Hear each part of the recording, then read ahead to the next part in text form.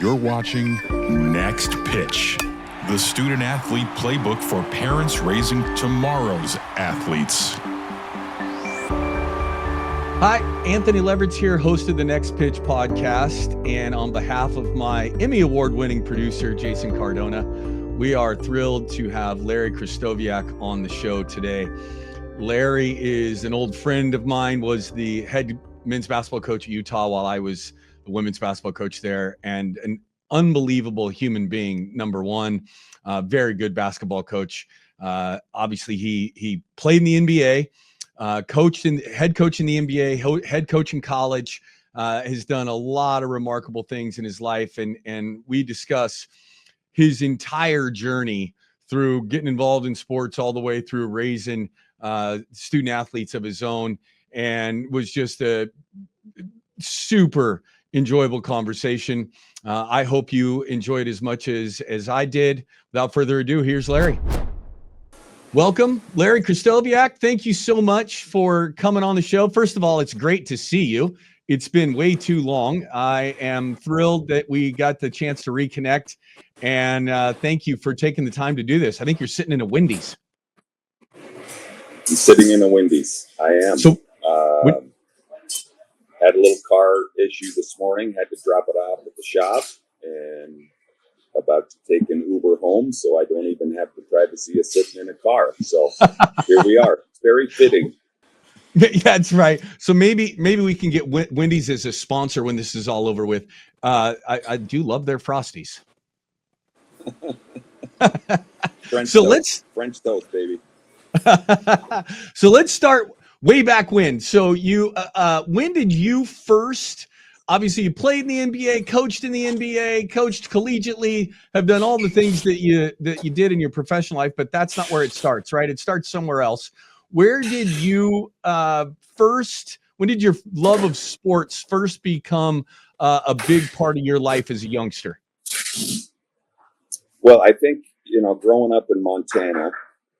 I was super fortunate to live in a part of town, a part of Great Falls, Montana, and it's just kind of one of those good fortune things where I was surrounded by all kinds of athletes. We lived on the west side of town, had all kinds of high school athletes with younger siblings. They were in our neighborhood, and unlike today where you've got so much gaming and internet access, we were always trying to find things to do, and I definitely had some people that showed me the ropes, and we played something that bounced or flew or did something around the clock, and we had one of the best basketball outdoor courts right across the street from my house. So the old 10,000 hour rule, just kind of being in the right place at the right time. And then I would say secondly, I lost my mom when I was 9 to Hodgkin's disease, and those last probably 6, 7, 8 years old, 9 years old.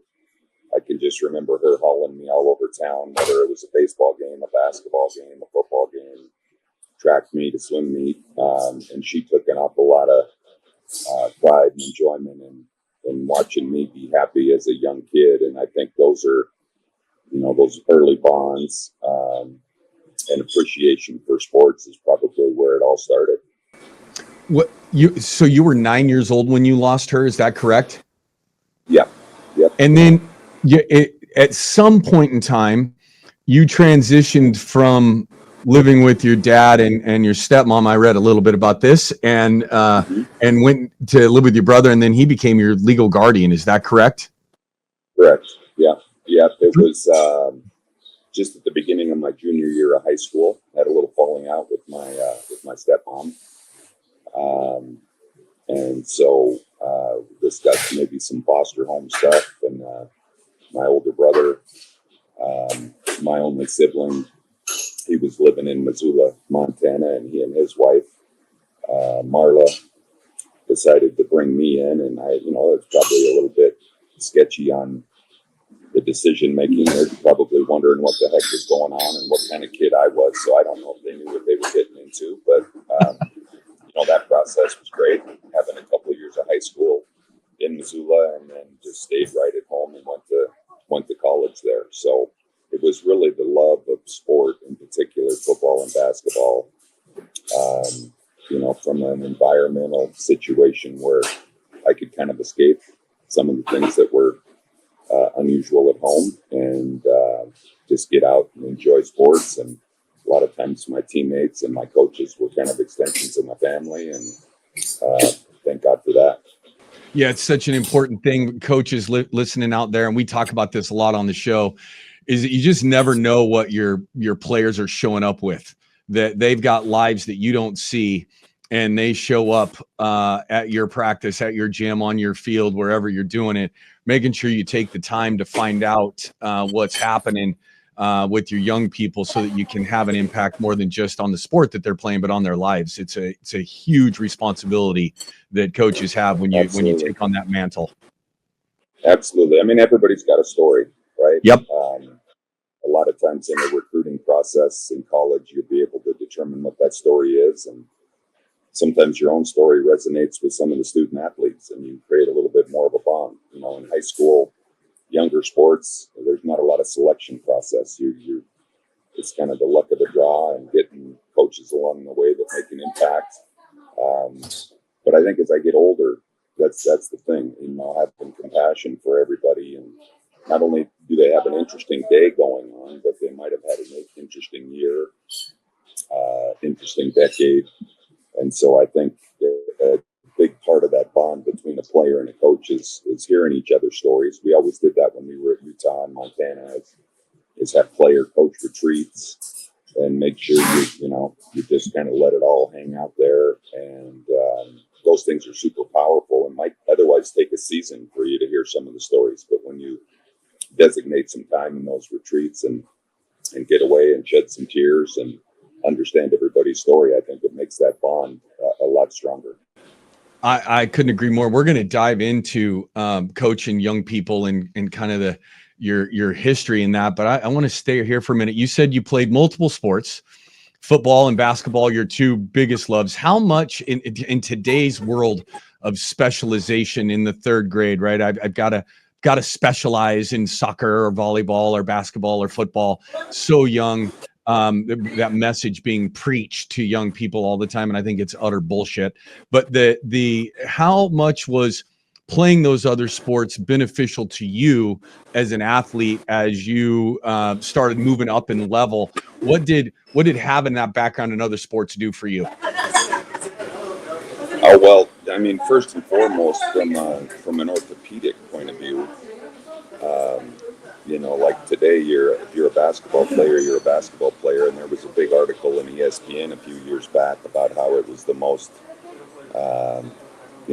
broke your body down and all kinds of injuries. We saw all these late season Achilles injuries in the NBA. And, so you finish a basketball season and you go track. Maybe I played tennis my last year in high school. Then you get into some baseball where the turf is soft, and then your shoulder gets sore and your elbow gets sore, but your knees get a break. And then you start football, which is a whole nother realm. So specifically to the sports, I think it's an opportunity to let your body kind of recharge. And if you think about it, you're kind of building some hand-eye coordination, some different things. You're exposed to different coaches instead of basketball-minded coaches all the time. I'll never forget, I learned to take charges and to be a really aggressive basketball player from one specific youth football coach that I had. That's awesome. He was the football coach, part-time basketball coach. He didn't know anything about basketball, but he could teach you how to play hard and how to take a charge. And, so those kind of crossovers are incredible. And then when you get into the team concepts, being a tennis player, it's like golf. It's you and the ball. It's very much a mind-strengthening thing. If you get into a football team, you're one of 11 on offense. Well, you've still got 11 guys that are playing defense. So it's a collective. My daughters are playing volleyball right now, and it's, you're only as strong as your weakest link.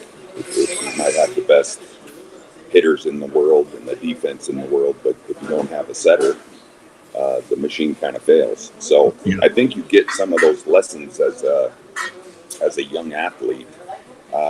Instead of getting tunnel vision on a specific sport about all the working parts, baseball is very much the same way. It's just one of those situations where you walk up to the plate with your bat, and it's you and the pitcher, and but still at the same time, it's a team game. But Yeah. it's very much individualized, very much statistic driven.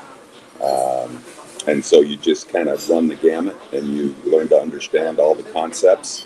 And then I think finally would be just an opportunity to meet hundreds and hundreds more teammates. I always loved the locker room, regardless of the sport, the dugout, and I think you can get kind of skewed in today's arena if you're a one sport athlete and you miss out on a lot of those other interactions and coaching philosophies and strategies of different sports. So, I think it's powerful, and I'm sad that so much of it's specific, and coaches make it hard today to play multiple sports. But I always loved recruiting guys that played another sport. If you heard a kid was a tough football player, that was never a bad thing as a basketball coach. No, that's the other thing we talk about a lot here, and you nailed just about all of the stuff that we talk about on a regular basis here. But the other part is learning how to fail.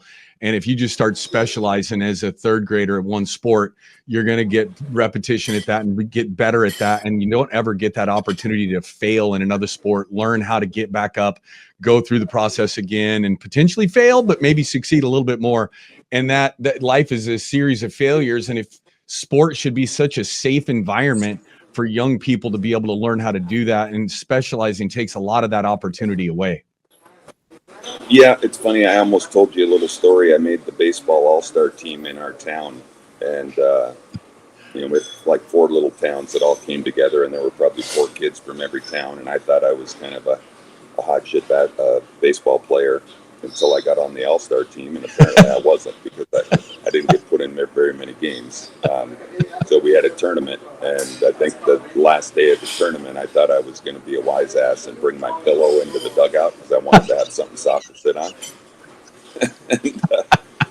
and my coach kind of grabbed me by the back of the neck on the way into the dugout, and he said, if you go into that dugout with that pillow, you're not going to ever play. And I wanted to say, well, I'm not playing anyway. So, but that's one of those hardships, like you said, it's not, if you are experimenting with other sports, there's a chance you're not going to be very good at them. Yeah. So I had a heck of a time not hitting the ball down the left field foul line into the third baseman. I don't think I ever hit a baseball to the right of the third baseman in my entire life, and I never had a coach to teach me how to do that. So that was kind of a good lesson in humility. Yeah, it is good. So you end up playing at Montana. What was your recruiting process like at that time compared to what it is today? Was it a national recruiting for you, or was it just, I'm going to end up going to Montana? There wasn't much of a process for you. Yeah, I think, compared to today, it was pretty simple. But, I wanted to be in the Air Force. Air Force Academy recruited me, and then I remember I reached the point where I grew too tall. I think I got a letter in the mail telling me that I was, over 6'7". I was no longer a candidate. I was going to set to take a visit to Columbia University out in New York City. I was going to Hawaii on a visit. Wyoming was Jim Brandenburg was there, and a heck of a coach, and they had Bill Garnett, who I think was the 5th pick in the draft. So it was a little bit of a good old boy network where guys were picking up the phones and hey, there's a kid down the street that's pretty good, but they didn't have the barrage of all the social media and the rankings and the AAU, and all those things. I went to the Washington State's cage camp, George Raveling's Cougar Cage Camp, and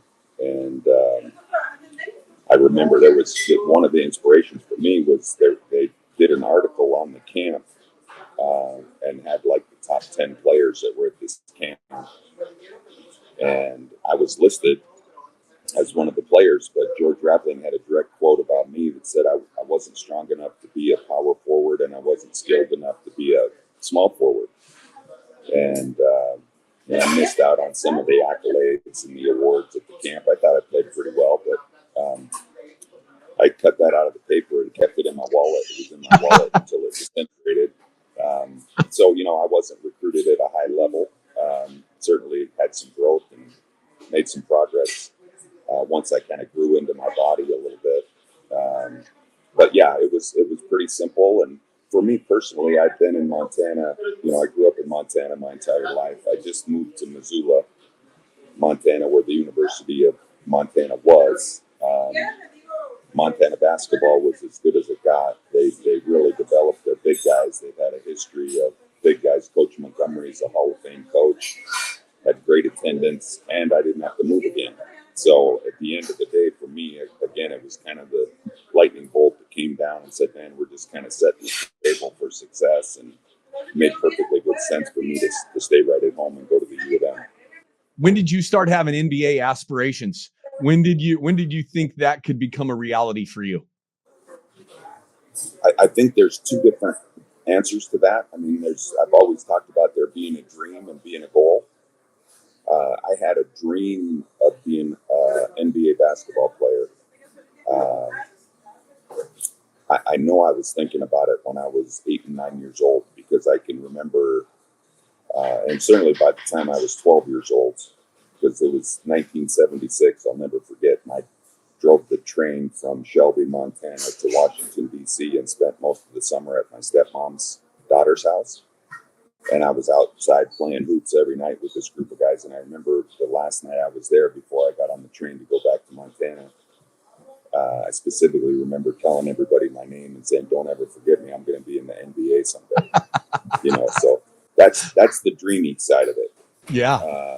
I had that dream. I didn't get the chance to have the goal. So Yeah. No, I think a lot of kids have that dream. And I think one of the differences, I absolutely loved it. I mean, I couldn't get enough. Wherever I was, I wanted to be around the game, and be a part of it and put the time in. The Gladwell book about the 10,000 hour rule. There was no doubt I had that 10,000 hours in at a young age, and that's in light of the fact I don't think you saw a lot of it either. I know I'm older than you, but there wasn't a lot of NBA on TV. No. I remember seeing Wilt Chamberlain, and it wasn't that long ago the NBA Finals was on tape delay. So it wasn't like in-your-face kind of deal. It was just more that I knew that the NBA was the pinnacle of basketball, and I knew how much into basketball I was, and that's what I wanted to do. So you had a hell of a career, a long career in the league. What's a couple things? What as you were going through it as a player and then as a coach too in the NBA, what separated the great ones from the good ones from everybody else? What was the thing that and was it just talent that some dudes just can show up and they're unbelievable, or was there more to it? That's because everybody at that level is good. What made the guys great that you played with? Well, I mean, first off, let's say, back when I was playing, there was 300 and some guys on the planet that were in the NBA. So I always, back to our earlier discussion, like everybody's got a story. Yeah. We all got there a different way. I do think there was some correlations with guys the guys that were successful anyway worked really hard. Yeah. And there was a love of the game. I remember I always took pride in being, if the coach gave us a day off, I was going to go in and I was going to work out. I was going to lift weights. I always wanted to be around the gym. I remained single my entire playing career because I was fearful that I was going to screw something else up, either screw up my NBA opportunity or my relationship. And, for example, the year I played with the Utah Jazz, Karl Malone's the guy that was playing close to 40 minutes a game, and the coach would give us a day off, and I would go in to work out on a day off, and lo and behold, there's Karl Malone, and he used to ride the stair stepper when that thing first came out. and he put it on the highest level, and he did it for an hour, and there was the biggest puddle of sweat underneath him. And I could just remember that resonating with me, like looking over and going, okay, there's another one of those examples where I'm trying to be the hardest worker on this team, but Karl Malone's making it really hard. at least the elite guys had an unbelievable dedication to the work that they put in. And so that was super consistent. There were a lot of guys that had unbelievable talent. Could always sense there was a little bit of a struggle because they never quite understood what it took, to reach the highest, their potential. Yeah. And, I played with plenty of guys that would be late to the gym, not late for practice, but certainly not early. And would be one of the first guys out the door because they had enough other stuff going on in their life. I think overall those guys had a shorter lifespan and probably didn't reach the pinnacle of where they could be individually at that point. So I would just say, a love of the game and the work ethic, and being in the right place at the right time. When I played, Anthony, we were all trying to beat the Pistons and the Celtics and the Lakers, and it was a little bit like a hockey game. It was the Lambeers and the Mahorns and you can go on and on at the power forward spot, the center spot. It was some physical basketball, and I fit that box back at that time because every team needed 2 or 3 guys like myself that had that physicality. And I'm not sure that I would be if I were trying to play today. I'm not sure it would transpire to the same success or length of career because it's far more skilled and athletic and long. And, my arms were like 6'6". Most people are the same height. If you're 6'10", you've got at least a 6'10" wingspan. Jay Billis would kill me at the draft, because everybody's so long and 7'3" wingspan. So I certainly didn't have the physical, the gifts other than my height, certainly, but, I didn't have a lot of those things that are prevalent today. Yeah, ice hockey without sticks. I've heard that quite a bit about that era. What's the craziest thing during that time that you either saw or somebody said to you or both in the middle of a game or in a locker room that you were like, what the hell? I'm playing basketball. What just happened here? Yeah, one of my favorite stories is Larry Bird. My rookie year when I was at San Antonio and I wasn't playing a lot until after the All-Star break. And then I started, I played a lot of minutes at the second half of my rookie year. But I remember we had a game at San Antonio and Bird I think he had close to 30 points at halftime. And I got my opportunity in the second half. And I was guarding him on the perimeter, and he was standing way out beyond the three-point line. And that's the days where you hit 5 3-pointers in a game. That was probably about as many as you were going to see. But there were guys like Bird that could make them. And so I was doing what Coach Montgomery taught me back in Montana, the old fake and fade, kind of jab at a guy, back off. Like I was trying to be the actor rather than the reactor, what Bird was doing. I remember he kind of rolled his eyes and stepped back and hit a 3, and we were running down the court together, and he goes, "Hey, young fella." And then I looked over at him. I said, "Yes." And he goes, "You should know by now you've got to come out there and guard me." And honest to God, the first thing I thought of was I've got to remember this word for word because I'm going to be telling this story the rest of my life. Bird was one of my idols. That's where magic. But I was always super reserved. I never talked when I played. I've told my kids since I kind of wanted to have the persona and the aura that you were half crazy, and that just tried to keep people away from me as much as I could and never wanted to get overly friendly on the court. So I didn't engage in a lot of conversation with guys, throughout.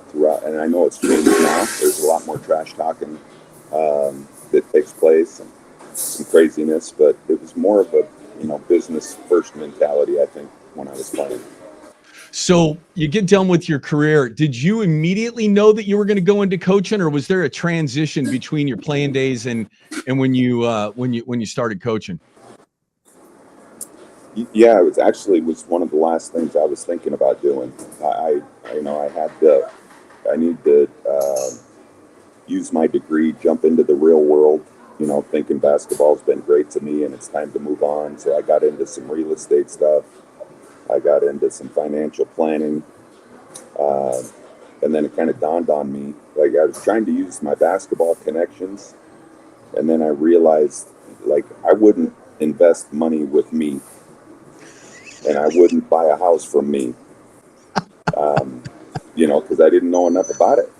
Yeah. And those connections take you so far, but it's like, it's not realistic, thinking that somebody's going to trust me with their money or to, find them a house. And so my heart kind of kept pulling me back to what I knew, which was the game. And I thought I had played for some great coaches, great coaches all the way through, all the way back to my middle school basketball coach, rest in peace, Gerald Littlejohn, to my last coach was Del Harris, Phil Jackson. And I always was curious about the interaction and how coaches treated players and ran the locker room. So I was always kind of making a mental file cabinet, let's say, of things that I thought were awesome. And you can also learn a lot of things that negatively, that, man, that didn't go over so well. I would never do that as a coach. And I think I was a little bit of a combination of a lot of those people. I always tried to pay attention to how I was being coached and what was being done. And so, and then I just thought, well, I'll jump into the coaching world. And it was kind of shocked, like a year and a half went by and I never got a job. And, that's the other thing. You're kind of naive to, like, well, I played, I should be able to coach. And then I started reaching out to some of my mentors and I go, well, what do I need to do? And they said, well, you need to get something on your resume. You don't just tell people you want to coach, but you got to go prove that you want to coach. And as is the case with a lot of guys, former players, you see them going back to their alma mater. Yeah. And so I had an opportunity, made $12,000 for a couple of years back at Montana, being kind of the restricted earnings coach. And, then all of a sudden you get that on your resume. And then I was really fortunate. Bill Eilert, who was the owner of the Idaho Stampede, he hired me. That was my first head coaching job. I'd been out at Old Dominion working for Blaine Taylor as an assistant. And I played at Idaho for a minute right at the tail end of my career. And Bill Eilert called and said, hey, we need a head coach for our CBA team in Boise. And so we moved from Norfolk, Virginia back to Boise and had that opportunity. And then when the Montana head job was open, one of the prerequisites that you had to be a head coach in order to get the job. And so I had that 1 year under my belt as a CBA head coach and checked that box. But things really kind of fell into place. But, I think the lesson is you just got to do it, whether it's at a high school. I coached 1 year of high school out in Norfolk, Virginia. If you truly love the sport and you want to be a basketball coach, you need to be in it. It might not always be a perfect scenario, but in order to climb that proverbial ladder, you have to have a kind of an extended period of time where you're proving that you want to be a coach, and then certainly you have to have some success while you're doing it. And you have to take a vow of poverty first. You're not going to get into coaching at the beginning to make a lot of money. I made my first job was 1996, the assistant coach at Lane Community College in Eugene, Oregon, men's basketball, and I made $1,500. Worked at a bar and at a Dairy Mart to make ends meet while I was coaching big time college JUCO basketball. You just got to be willing to dive in and work, and ultimately, if you get in, you got a chance to move. For sure. And yeah. I wasn't thinking about getting into coaching because I thought it was going to be a lucrative career, and you just did. And it was fun to be a part of a team. It was fun to put together practice plans and travel. I mean, we set up the apartments and took the beds and all of the dirty crap to storage unit when the season was over in Idaho. We did the laundry on the road. You name it, and I wouldn't change a thing. And I didn't know any better at the time. You were just doing it because that was part of the job description. And if you truly love the game, kind of like what you talked about with the difference with players that are elite players, there's like kind of a sacrificial deal that I'm going to do whatever it takes to reach my goals, and nothing's going to stand in my way. Yeah. So you've coached obviously collegiately, you coached in the NBA. What's the difference between coaching college athletes and coaching pro athletes? And maybe now with the way the world has changed in collegiate athletics, it might be closer to the same. But in your time, what was the biggest difference between coaching college aged men, young men, and professional athletes? Well, I think in college, you've got 2 games a week. Uh, you're finding your team, you're recruiting your team. 99% of the parents, 97. There was a couple crazy ones in there. 97% of the parents are happy that their kids are in getting a college scholarship. Kind of stay out of your way and let you do your thing. And you're kind of running. You have control of the situation. And then when you're in the NBA, you better be careful what you wish for, because I used to say it sure would be nice to have control over who we're coaching and some of the players that we can bring in, and then you get fired from that job and you go back to college and now you get to go recruiting again. So it kind of seems like you always have to be careful what you're wishing for. I don't think there's a lot of difference. You play 4 games a week in the NBA. You better have the end of game situations, end of quarters, end of halves. I do think if I could go back in time, I probably would have coached a little bit harder, more like you did in college. Yeah. But one of the things I was surprised about, was not surprised, but it was firsthand experience. I think the full year I coached for a half a year at Milwaukee for the Bucks, and then the following year, the full year, and we started the season out 11-3, and then lost a couple games. And then all of a sudden I was in meetings with agents, and, everybody's trying to survive and get playing time. And I wasn't prepared to really manage that, the dissatisfaction. And when you think about it, if you have 12, 14 of the top, let's say you're at a medical school or where you get to go operate on people, heart surgeons, for example, and you've got 15 of the top heart surgeons in the country in your facility, and you've got 30 of those facilities around the country, those guys all want to operate. Yep. You've reached that point. But, the management of the egos and putting the team on the court and dealing with all that, I wasn't quite prepared. That was a challenge for me, where in college, I think it's way easier to handle, and you have more time to communicate, and grow with the kids, and you have them for a period of time. So, but I think the coaching, if you watch, it's cyclical. We had a period of time where we had a lot of older coaches, many of whom didn't play, that ran a pretty tight ship and were demanding, when you think of the Van Gundys, and, there's plenty of those guys. And then you kind of had this influx of former players. I think a couple of years ago, all the head coaches that were hired were all more player. They can communicate with today's player, maybe not as veteran savvy when it came to X's and O's, but now you also have staffs that are 5 times bigger than you did back then. I mean, every guy's got their own workout coach, and so it's kind of cyclical. Like if you get hired. Because you're a player's coach, then you get fired and you need to bring a coach in that's more disciplined. And then that coach lasts a couple of years, and then he gets fired because you got to get back to a player's coach. And so, it's always kind of a revolving door, and a little bit of a cycle with what they're looking for and what today's game, entails. And if you look across the board right now, most NBA coaches are guys that have played and have that relatability and a little bit more relationship driven, maybe less X and O tactician stuff, because you have all the analytics and assistant coaches that can maybe help you with that. I want to talk a little bit to coaches here from your experience.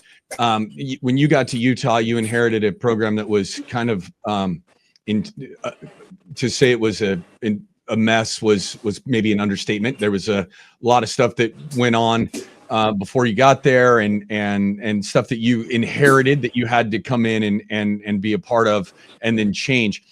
When you first started, how did you think about building your program, putting your imprint on a program? And I know this is, you were at the high level college, but for a high school coach that's coming in and inheriting a new program, what advice would you be about building and starting your program and the foundation of what you want to build? I think you need to take a good hard look at how you're wired. What are going to be your pillars when it comes to your culture, your team's culture? What's important to you, like the non-negotiables? You're playing hard, you're going to class, you're doing all these things. And certainly, if I could go back in time, I didn't do that well coaching guys that weren't that way. And so you need to get like-minded guys, the Brandon Taylors, the Jordan Leverages, the Justin Bibbins, the Tyler Rossens, the Dave Collettes, Kyle Kuzmas, Jakob Pertl. The list goes on and on. But I wasn't a great coach at coaching guys that didn't want to follow the rules and didn't want to play hard. And so I would have, you do a little more research maybe on some of the guys. You also reach a point, we went to a Sweet 16. This is where I probably got teased if I could go back in time. We went to a Sweet 16 and it's some consecutive NCAA tournaments. And I told our staff, I said, hey, we're doing this with 3-star kids. If we can bump up our recruiting level here and get more stars, we're going to be able to compete for a national championship. And I failed to remember what I just said about, with those 4 and 5-star kids, sometimes comes a little different level of thinking. And I was a pretty good coach when I could coach the 3-star kid with the chip on his shoulder that wanted to follow all the rules. But I didn't do such a great job, recruiting some of the ultra talented kids. And we didn't have the success. And so that's one of the big things. Like whatever you're about as a coach, and obviously in high school you don't have the ability to decide that. You're going to be in a geographic area. Kids are going to come to your school. But I think you need to communicate that with the people on your team. What it is we stand for culturally, and then hold firm to it. And hopefully you have a roster full of like-minded kids, because then it's really easy to go to work every day if you're never worried about all the periphery stuff. There were a number of years at Utah where we spent 99% of our time talking about X's and O's and how to win a game and get our team better, and we weren't worried about who was going to class or skipping this or getting in trouble, and that laundry list of things. So once you identify your culture as a coach, I would highly encourage you to communicate that with everybody and get everybody on the train. And if you're in a position to recruit, that's the blueprint that you're looking for, those winners that are wired the same as you, and then the operation becomes much more smooth and successful.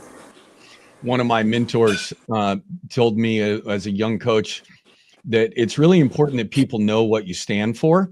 And that list can be really long, but it's more important that they know what you won't stand for and keep that list really short.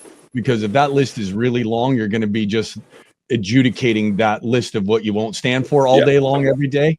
But being able to identify both sides of that and then being firm to that we are not going to stand for this, and being okay with that, but keep that list pretty short. Exactly. Yeah. Exactly. So you talked about sacrifice, and it's a huge sacrifice to be a college coach, and the family takes the brunt of that. What advice would you give coaches about how to, because time has wings, right? Your kids are only in each phase for so long, and it just blows by. What sort of advice of work-life balance? And I know that's not a popular term in college athletics because there doesn't seem to be such a thing if you want to stay around. But what advice would you give to coaches about prioritizing that family life and making sure that the job doesn't cost them a relationship that is really, really important to them? Well, I think the answer lies in something that you preach to your players, certainly in college, high school. it's time management. And you kind of get into that matrix. I forget which one of our presidents, maybe Eisenhower, the time matrix, where you have the urgent, the 4 quadrants: urgent, non-urgent, important, non-important.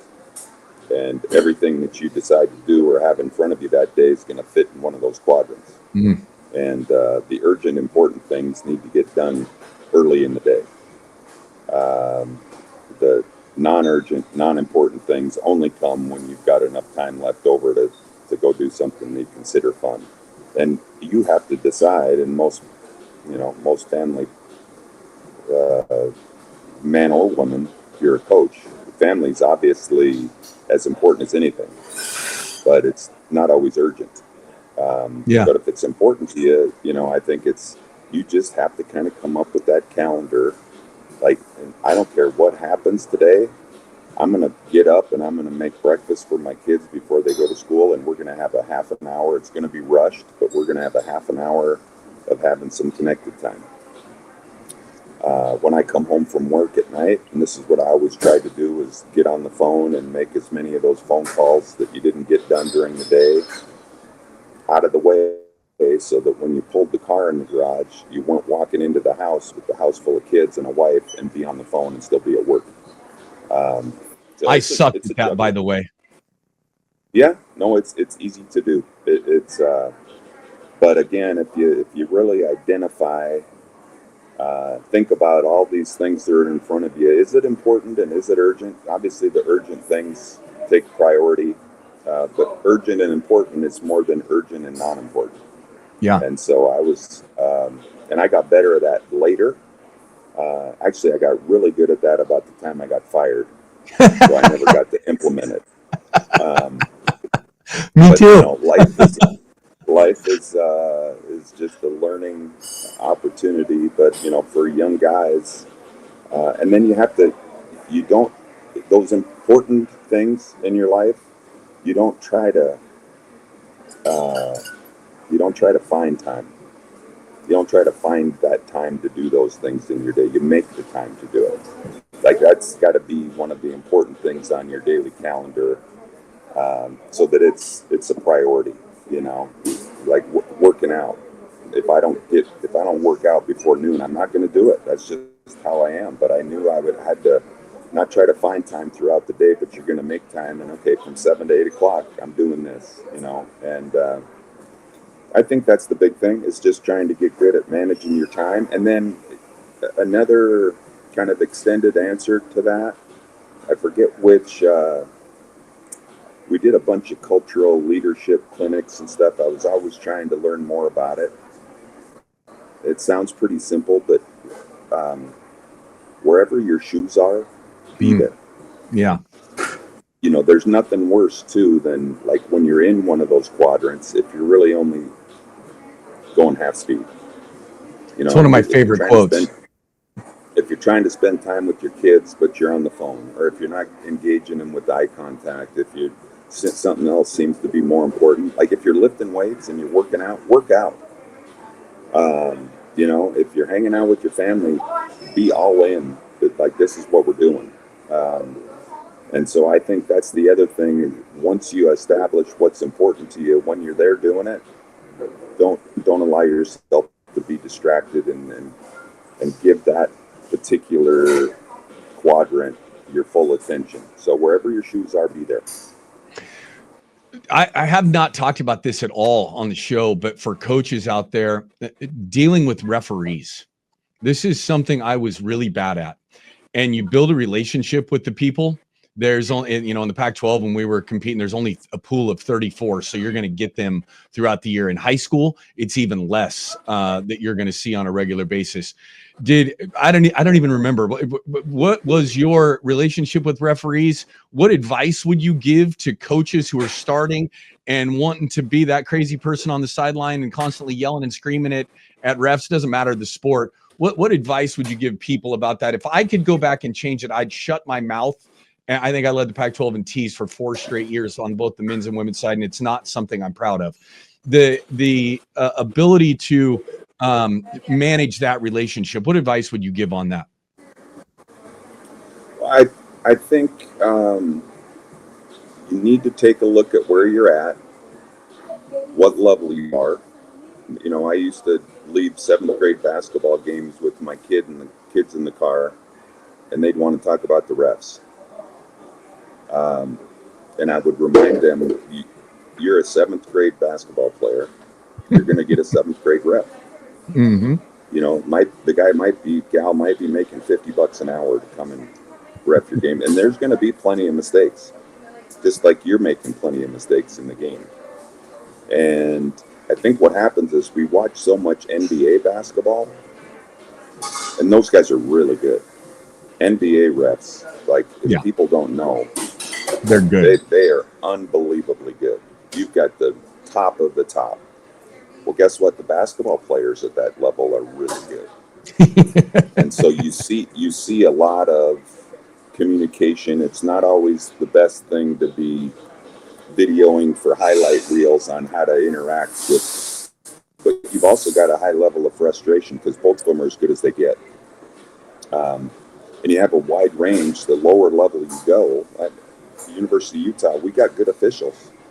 And I think for the most part, I realized that we had some of the best officials in the country for college basketball, unlike Montana, where it was going to be a level lower. So, you need to do a little bit of an assessment of what level you are and have some expectations over the fact that they're not going to be perfect. And then I think the relationship part of it's huge. I ended up doing a seminar for John Higgins in Phoenix. It was ironic. But I spoke to a couple hundred referees at their annual meeting, and I started off my speech by apologizing to all of them, before we even. But there's an awful lot of good guys and gals that are doing this job, and again, maybe you start getting older and realizing that you have a little bit more understanding for things. Unfortunately, also when you're in the middle of competition, that's a big part of the game, but making sure that you're giving yourself a chance. And coaches, their livelihood depends on winning games, and for the most part at Utah, they weren't making a difference one way or the other. It wasn't like an errant call was going to cost you a game. But I probably just held them to a high standard, and as you do with your kids, you're screaming and yelling and communicating with your players. You want them to do well. You do that with your kids at home. You just hold them to a high standard. But at the end of the day, you tapped on it already. It's the relationships. As long as guys know, that you're in it for the right reasons and you understand. And there's a lot of ways officials, I think, can learn. That was a big part of the seminar that we did, is for guys to understand that coming over to a coach and trying to diffuse the situation. I always thought some of the best officials were guys that would start a conversation with, did I miss that one? Yeah, that's right. Did I miss that? I might have missed that one. Did I miss it? Well, instead of, this narrative. Giving you the hand? Yeah, or pretending like they didn't hear you. Or anyway, we're all different. All the people on the planet we're all as different as fingerprints. And so there's a lot of different ways to handle it. But I would probably encourage coaches to spend a very small percentage of their time on the officials and more on the relationships with their players and coaching staffs and the supporters that they have. Because at the end of the day, there's always going to be mistakes made, and if you're expecting it to be perfect, then you're probably in the wrong gig. How important and is that relationship especially for I'm thinking about high school coaches right now, with that relationship with their athletic director, and I know obviously at the collegiate level, ADs are also very important, but how I got sideways in a relationship with one of mine, and it was not good for me in the long run. What is that importance, and especially with parents' input and all the stuff that goes on in high school athletics now, how important is that relationship, and how should a coach go about building that relationship with their athletic director? Well, I think, again, some of it you're lucky, right? I was hired by Chris Hill. I happen to have a great relationship with him. Everybody can have a different opinion of it, but he was a basketball guy, was committed to our program. And so when you're hired by somebody, you have a choice when you're an unemployed coach, whether you're going to go work for that person or not. And so, and on the tail end of things, I ended up working for an athletic director that I wasn't hired by. And so it's pretty obvious that my relationship with the guy that hired me is going to be far better than it was with the guy that didn't. But you just, I think there's not a lot of advice. Some of it's, you're just hoping that you have a like-minded person. But I think it's really easy for coaches to always make out the athletic director as the bad person. But at the end of the day, you're just kind of a little speck of sand in all of their operations too. And, they've got a lot going on besides your sport. And if you're lucky enough to work for somebody that's truly invested in what you're doing, I think it's a blessing. I think it's probably far more likely that you will have a strained relationship and will be at odds with each other than it is likely that you're just going to have a perfect relationship. And then you invest as much time as you can. I don't think you beat your head up against the wall. You can't be a victim to it if you're a coach, and it's not a perfect situation. I mean, we preach that to players that we coach. Yeah, that's right. Like, you're supposed to come across people that are, from a different planet than you are and speak differently and whatever, and you got to learn to coexist. And if you're trying to convince everybody underneath you to do that, then you certainly have to kind of adhere to it when you're at a different level, but trying to get by day to day. So, communication, no different than being married. I think, the Four Assumptions, the book, The Four Assumptions. Yeah. I love that book, and it's be impeccable with your word. That's a big part of it to make it a relationship work. Be impeccable with your word. Don't make assumptions. And I think that's what we do a lot of times in situations where you're going to assume what the other person is thinking or doing. And if you're not clear on it, I would ask for clarity so you're not making assumptions. Don't take anything personally is the third one. You kind of have to put your thick skin on a little bit at times. Again, if you're not sure about it, did you really mean to say that? Or was that, you're making an assumption or you're taking something personally? You can air a lot of that out. And then the last one is just always do your best. And, those things work as a coach. They work everywhere else. But if you take a good look at the situation you're in and you can check those boxes, I'm going to be impeccable with my word. I'm not going to make assumptions. I'm not going to take things personally. And I'm going to always do my best. Then there's only so much you can do. Yeah, that's pretty good advice. All right, Coach. Sweetgrass. Where did this come from? I've read a little bit about it, and I actually was down in the Huntsman Center locker room one time when you were doing this in your locker room there. Where did it come from? And what's the story behind burning sweetgrass in your locker room? Well, I grew up about 60 miles east of the Blackfoot Indian Reservation. I've always loved the culture of the Native Americans. I think they've gotten completely swept under the rug on some of the U.S. history. I played for Phil Jackson, and Phil was like-minded with me, an affinity to the Native Americans and some of the traditions, some of the things that were done. And sweetgrass to me was always symbolic of kind of a way to get more connected to the Creator, carry some of your prayers into the heavens that symbolized by the smoke. And I don't know if you like the smell of it or not. I love it. We've set a few fire alarms off. I remember we were at UCLA and we set the fire alarms off in Pauley Pavilion.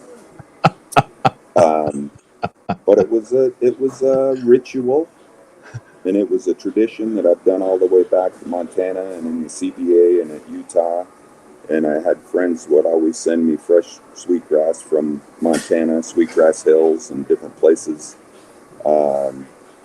And so you'd have a strand of that before a game, and the players would be out on the court. And I would always light it like 5 minutes before they came in for our final pregame time. And, you know, I'm getting goosebumps thinking about it now because the ability to smell stuff is super powerful, right? Certain songs you hear or certain smells. And so the players, I used to love it when they would walk in the locker room and like they knew it was on. It was time to compete.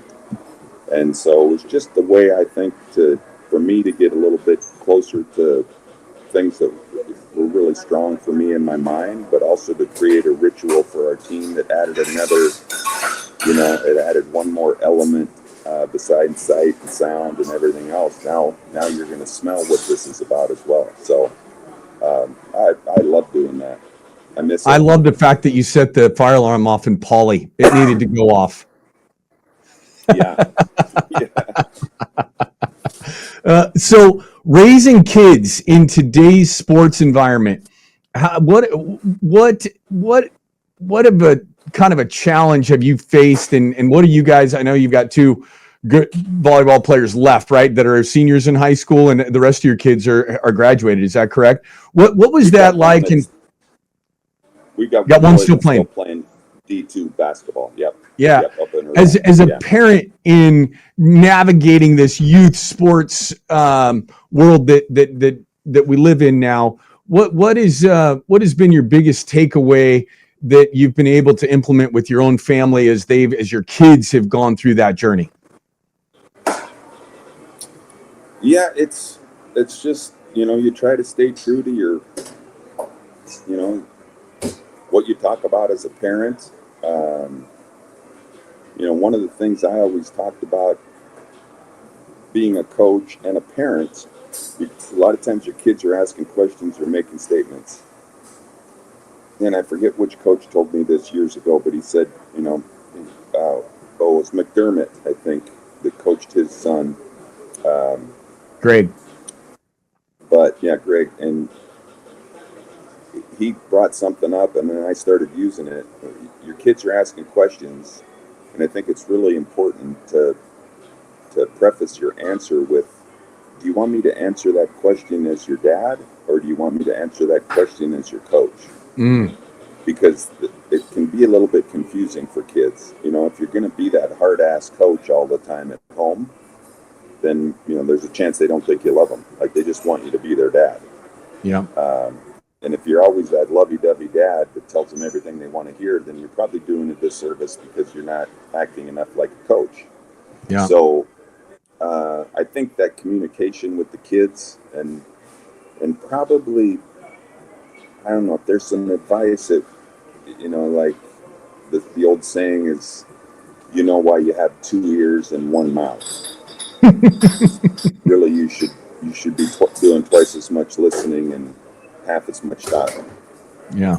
And sometimes our kids just want to be able to vent and talk. Yeah. And instead of being quick, and I made this mistake plenty, probably still am, like especially guys, we want to be problem solvers. And sometimes there's not a problem to be solved. You just need to be there to understand what they're going through, maybe help them come up with a game plan for navigating it. But, I think, and it's never the same. It's never, if you have 5 kids, if you have 2 kids, it's going to be a completely different scenario with each kid.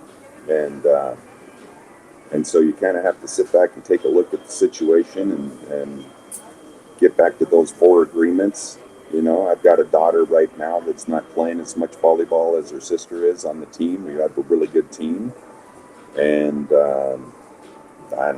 I think she just spoke with her coach the other day on the phone. I suggested, hey, just pick up the phone and call. I think you're making way too many assumptions, and just tell them how you feel, so that's a different discussion than maybe you have with a daughter that never comes off the court, because she's Right. out there all the time, but she's got a different set of things that are troubling her. So I think that's what you try to do is, figure out what all the kids are going through, and be able to be flexible a little bit with it, and just try to help them navigate their way through it. It's not supposed to be easy, and that's probably the best thing about sports, is that all these kids get to go through all these heartaches, and great wins, tough losses, mistakes. But if you don't have sports, like, where are you going to find that? Yeah. And like, if I were a CEO of a company and I were hiring people, I would start with all former athletes, just knowing that they've managed their time, they've gone through it, they've been on a team, they know how to, all those things. So as great as it is to be a parent of athletes, you just know it's going to have a whole nother set of circumstances that you're going to have to navigate as a parent, and help them. It's going to be challenging for you as well, but I can say that, like, with our 5 kids, it's not the same path for each one. So you just have to, like everything else, you try to do the best job you can. Well, I think it's great advice. And I can't tell you how much I appreciate you coming on. You're one of the best dudes I've ever met in the profession, and the way you always treated me and carried yourself. I always have admired you, and this is an absolute honor to get a chance to talk to you on our show. And I appreciate you taking the time. The last thing there's 2 things left that we do with every guest. First one is, and I did this with my players with the future crystal ball to build a template for their lives. But I'm going to ask you to go back in time to your 10, 11, 12, 13, 14-year-old self. Go tap yourself on the shoulder. What advice would you give that guy, knowing everything that you've been through to this point in your life, that the advice that you would give him on his journey to get where you've gotten through to today? Yeah, boy, that's an awesome question. I think, I'm 60 now, and I still feel like I'm 12, and it's just crazy, all the things that you go through and the ups and the downs. But kind of tag teaming off of our last discussion about the ups and downs and the trials and tribulations and all that, like, and mental health is a big part of things right now. It's like hard for kids, and I don't pretend to have the answers, but I do think that we're kind of in a different generation where, with social media, with everything else, we always expect to feel good. Like, that's owed to us. We're supposed to feel good, and we're supposed to and I just know for 60 years now, there's a lot of ups and downs, and sometimes you have somebody to help you navigate that, and sometimes you don't. We probably have 100 times more things available to us to help us navigate. But I think at the core of it all, and something I used to say all the time in locker rooms and even with my own kids, whatever you're going through that day, it's never as bad as you think it is, as bad as it might be. It's never as bad as you think it is, and you're never as good as you think it is. And we get on these roller coasters where you have down times, up times, and I think it's just important to realize when things are going really bad, it'll pass. Like, I can go back, my 10 biggest heartaches in my life, you would have thought the world was going to come to a stop, but it'll pass. And I am a firm believer that everything happens for a reason. You just can't be a victim. You can't play the victim to it and, like, oh, woe is me and the world is against me. Just keep grinding. You're never as bad as you think you are. You're never as good as you think you are. And then, like, save bad for bad, right? Like, if you're talking about health, if you're talking about death, if you're talking about, inability to pay bills, those things that are really high magnitude, they're that's hard, feel free to complain. And that's bad. But it's some of the trivial stuff, getting cut off in traffic, or these little trivial things that are all around us now that we want to make bad. And so just try to find, instead of that roller coaster, just try to find a middle lane. Never let yourself get too down, too up. Know it'll pass. You just had the best win of your life. You're probably not as good as you think you are. Just keep grinding and keep plugging along, man. Well, I think it's great advice. That it's back to what you said earlier. If you can live where your feet are, and it makes for a much better day on a pretty regular basis.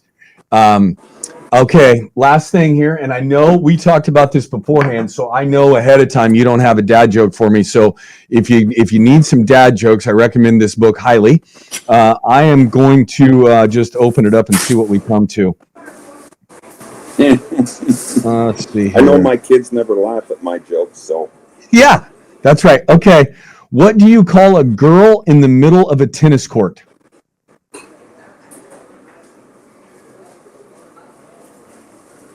Something to do with love?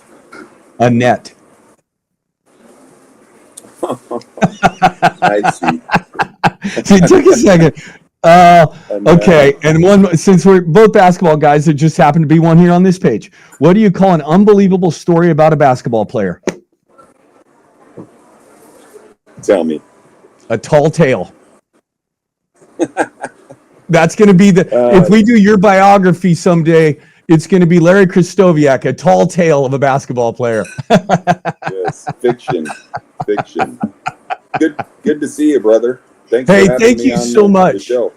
Yeah, thanks for coming on. Just I can't tell you how great it is to reconnect with you, and I'm super grateful that you took the time out of your day at Wendy's to. I'm a little surprised you're having a junior bacon cheeseburger with the Frosty while we're chatting, but I appreciate you taking the time. Thanks, buddy. See you, Anthony. All right, man. Anthony Leverett's back here, host of the Next Pitch podcast, and just finished up my conversation with Larry Krystkowiak. And what an amazing dude. Number one, the guy is just class through and through. I have always liked him and respected him, admired him, and really appreciate him taking the time out of his day to be a part of the show. He was at a Wendy's when we had the conversation, so the audio might have been a little jumpy around, but I'm sure we can get something usable out of that. Jason's a wizard on that kind of stuff. But we talked a lot about his early life and kind of how important athletics was to him. His mom sacrificing and driving him around all over Montana to give him an opportunity to compete, and how important that relationship was with her. He lost her at a very young age. I believe he said he was 9 years old when she passed away from Hodgkin's disease. And just the impact that athletics had on his life and kind of kept him in a gym, on a field, doing the things that were going to lead him to success in life. And had he not had that, who knows where life might have taken him. But I think it's always good when talking to people about their journey. Invariably, there's always something that comes up about how important a coach was and what role they played, whether it's a coach, a mentor, somebody, and just remembering that responsibility that these young people that come into your life as a young coach, they're bringing their baggage with them. And if you can take the time to figure out their story and help them along the way, you're having a major impact on that young person's life. And who knows where they're going to end up. In Larry's case, he ended up in the NBA, and that was, the second thing that we talked about was when he played in the league, there were only 300 dudes in the world in the NBA, which is pretty remarkable to think about. And his path to the NBA was not one that is typical. Went to a smaller school, University of Montana, a good player in college, really good player in college, All-American, runner-up All-American, several times, or honorable mention All-American several times. But he didn't have the typical path that most people do. And he also wasn't the prototypical NBA guy for his size, and learning and understanding a role.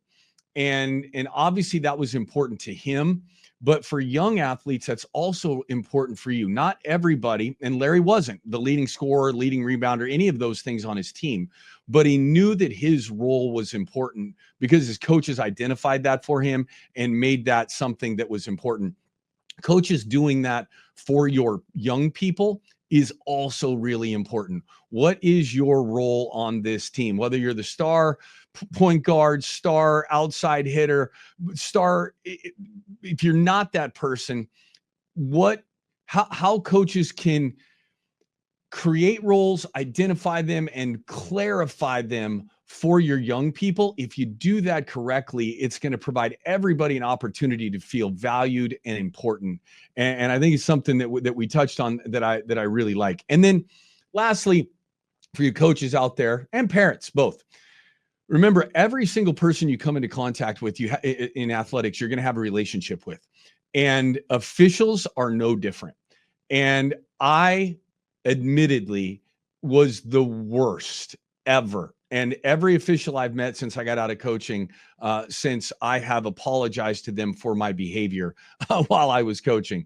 But you have a small pool of officials, whether you're in junior high, high school, small college, big time college athletics, and the pros, you're going to see the same people all the time. And how you treat them, how you go about talking to them, they're going to remember that. And when they come back, they're going to have this prejudice, this bias of good or bad about how they think about you, which is going to impact you far more than you realize. And then as parents or as young coaches, remembering if you're playing, your kid's playing fifth grade soccer, fifth grade football, seventh grade volleyball, that those are seventh grade, fifth grade, third grade referees. They are basically volunteering. If they're making $25 to $50 a game, that's a lot for what they're being paid. And remember that they're there to give your kid an opportunity to continue to explore the sports that they're in, and they are a vital part of that experience for your kids as they journey through athletics. And let's treat them with respect and value their contribution to the game. Again, as always, if you like what we're doing, the best way to share this is to just let a friend know that you like what we're doing. Introduce them to our podcast. Shoot us a text or a message on LinkedIn or social media if you like what we're doing, or if you have a question or something that you want to hear us talk about or have a guest on, let us know. But if you like what we're doing, share it with a friend. Until the next time we get to do this, have a great day.